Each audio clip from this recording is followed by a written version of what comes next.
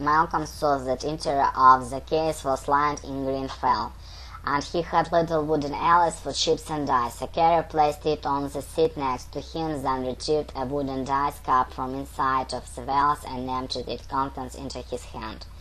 The dice was delicately carved ivory, shiny and white. "We got a good 20 minutes before we get to your apartment," he said, turning the dice over in his hand.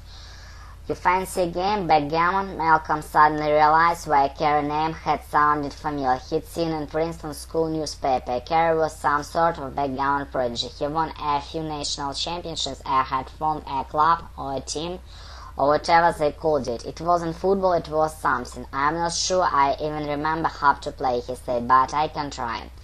Then the thought dawned on him. "I have an apartment." "Apartment might be a bit of exaggeration," Carrie said, placing ivory chips in little militant lines across the backgammon felt.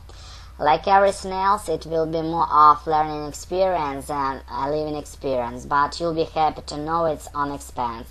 The rent won't come in out of your salary." Malcolm paused, then made his eyes wide. "I have a salary?" he asked sarcastically.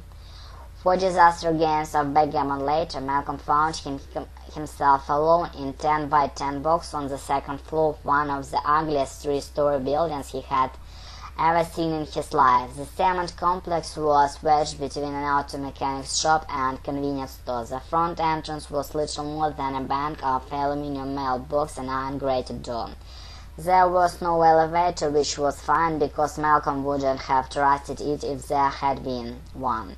The walls and floor of hallway were all cheap plaster and peeling tiles, and at least half of fluorescent ceiling panels had gone. Malcolm's apartment was in slightly better shape. The walls had been recently repainted a sort of beige color that made him think of eggs that had been boiled a little too long. The floor was covered in tatami mats, and there was a small thin futon in one corner. A wooden desk was by bathroom drawer, but there was no chair. On a closer inspection, Malcolm realized that the drawers were actually pointed on.